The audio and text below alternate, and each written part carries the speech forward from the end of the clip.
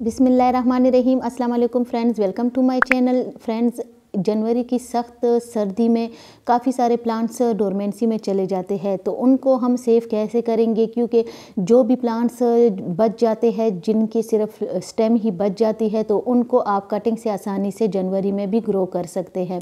उनकी कटिंग लगा के तो आप प्लांट्स को बचा सकते हैं और उसकी मिट्टी आपने चेंज करनी है। तो फ्रेंड्स, आज की वीडियो में आपके साथ शेयर करूंगी कि हम प्लांट्स की कटिंग कैसे लगा सकते हैं और किस तरीके से हम इनको बचा सकते हैं। तो आज की वीडियो आपके लिए बहुत ही इन्फॉर्मेटिव है। अगर आप चैनल पे न्यू है तो चैनल को सब्सक्राइब करें। डेली मेरी 11:30 वीडियो आती है, तो वीडियोस को देखा करें ताकि आपको पाकिस्तान से रिलेटेड गार्डनिंग के लिए आपको बेस्ट टिप्स मिल सके और हम किस तरीके से अपने प्लांट्स को विंटर में बचा सकते हैं और इसको हम कटिंग से ग्रो कैसे कर सकते हैं। तो सब कुछ आपको आज की वीडियो में डिटेल से मिलेगा। तो फ्रेंड, आपने क्या करना है कि सबसे पहले तो आपको मैं ये बताऊं कि आपने कटिंग लेनी है 2-3 इंच की।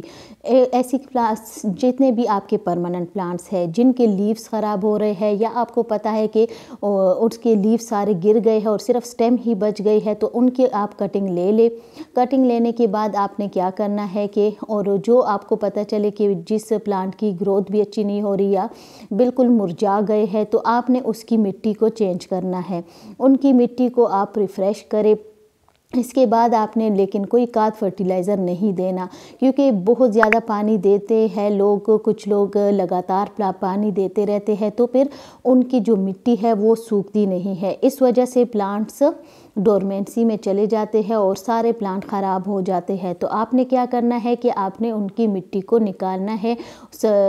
थोड़ी सी धूप में आपने उसको डालना है कुछ घंटे के लिए। उसके बाद आपने फिर से आपने उसी पॉट में रखना, प्लांट्स को लगाना है। और इसके बाद फिर जब आप कुछ प्लांट्स की कटिंग लेंगी, कटिंग लेने के लिए आपने यही काम करना है कि 2-3 इंच की कटिंग लेनी है। अगर जो लीव्स इनके ख़राब है तो उनको आप रिमूव करते जाए और छोटी छोटी कटिंग्स भी आपकी बहुत ही आसानी से ग्रो हो जाएगी। तो इसके बाद आपने क्या करना है कि इसके लिए मिट्टी कैसे लेनी है। मिट्टी में आप हमेशा इस बात का ख्याल रखा करें कि अगर आप सिर्फ कटिंग्स को ग्रो करती है या फिर बड़े पॉट में आपने बड़ी कटिंग्स को लगाना है कि उसी में आपने प्लांट्स को बड़ा करना है, तो उसके लिए आपने फिर लेना है गार्डन सॉइल कंपोस्ट सैंड। इसके अलावा अगर आपने सिर्फ कोकोपीट और अपने कटिंग को ग्रो करना है तो उसके लिए आपने कोकोपीट और सैंड लेनी है। इसमें आपको 100% रिज़ल्ट मिलेगा। लेकिन और अभी कुछ प्लांट ऐसे हैं कि ये सीडम का प्लांट है, इसकी भी मैं छोटी छोटी कटिंग ले लूँगी। ये बहुत ही खूबसूरत प्लांट है, इसमें काफ़ी सारी वेराइटीज़ आती है, तो उन सब को आप कटिंग से आसानी से ग्रो कर सकती है। इसको आप डायरेक्ट सनलाइट में भी रख सकते हैं और ऐसी भी 2-3 घंटे की लाइट वाली जगह पे भी आप रख सकते हैं। इस बात का हमेशा ख्याल रखा करें कि मिट्टी हार्ड ना हो, ऐसी मिट्टी हो जिसमें आपकी कटिंग आसानी से ग्रो हो सके। मिट्टी में हमेशा सैंड ज़रूर इस्तेमाल किया करें ताकि आपकी मिट्टी अच्छी तरह से बन सके। इसके अलावा फ्रेंड, आपने इसमें कंपोस्ट भी थोड़ी सी डालनी है, लेकिन ये वाली मिट्टी मेरे पहले से ही पॉट में तैयार थी, इसी में मैं इस कटिंग्स को ग्रो करूंगी। ये है गार्डन सॉइल कंपोस्ट और सैंड। इसमें ये स्ट्रिंग ऑफ बनाना का प्लांट है, इसकी नीचे से 2-3 लीव्स हटा ले और इस तरह आप इसको मिट्टी में लगा ले। इसको आपने शेड में फ़िलहाल रखना है, डायरेक्ट सनलाइट में ना रखें। ये है जियो का प्लांट। जियो की 1 इंच की कटिंग भी लग जाती है, 2 इंच की भी। अगर आप इसको मिट्टी के ऊपर भी रख लेंगे तो इसकी ग्रोथ स्टार्ट हो जाएगी। इसकी हर लीव्स के साथ नोड एरिया होता है, इसके साथ इसकी रूट्स निकलते रहते हैं, बहुत आसानी से इसकी ग्रोथ हो जाती है। तो इसकी 1 इंच की कटिंग भी लगती है, 2 इंच की कटिंग भी लगती है। बस आप इसको मिट्टी के ऊपर रख ले तब भी इसकी ग्रोथ स्टार्ट हो जाती है। इसके अलावा फ्रेंड, जो बाकी जितने भी प्लांट्स मैं आपको दिखाऊंगी, इन सब को आप अभी जनवरी में बहुत आसानी से ग्रो कर सकते हैं। लेकिन अगर आपकी जगह पे बहुत ज़्यादा ठंड है और बाकी कुछ किसी भी प्लांट की आपने कटिंग लगानी हो तो उसको आप फिर पॉली हाउस में रख ले। पॉली हाउस में इसको अगर आप रखेंगे तो आपको बहुत ही ज़बरदस्त रिज़ल्ट मिलेगा, कोई भी कटिंग आपकी ख़राब नहीं होगी। कुछ प्लांट है जो स्ट्रिंग ऑफ बनाना और जियो का प्लांट ऐसे है कि इनको हम बाहर भी रख सकते हैं, लेकिन ये बेबी सनरोज़ का जो प्लांट है इसको हम अपने ग्रीन नेट के पॉली हाउस में रखना है। पॉली हाउस में इसकी अच्छी ग्रोथ होगी। काफ़ी सारी कटिंग मैंने पहले से भी लगाई है। तो वो भी पॉली हाउस में ही लगाई है और बहुत अच्छी उसकी ग्रोथ हो रही है। इसके साथ आपने दूसरी बात का ये ख्याल रखना है कि आपने बार बार कटिंग को पानी नहीं देना।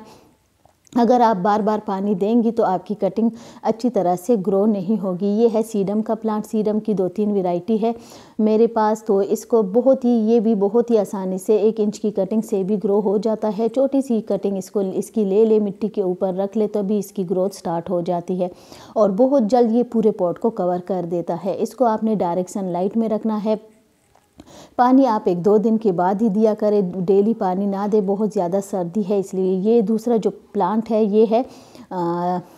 ये है बोलियन जियो का प्लांट। बहुत खूबसूरत प्लांट है। ये भी पूरे पॉट को बहुत जल्द कवर कर देता है। तो इसको आप डायरेक्ट सनलाइट में भी रख सकते हैं, शेड में भी रख सकते हैं। बहुत खूबसूरत और इजी टू ग्रो प्लांट है। बहुत आसानी से एक दफ़ा आप ले आए तो कभी भी आपकी गार्डन से ख़त्म नहीं होगा।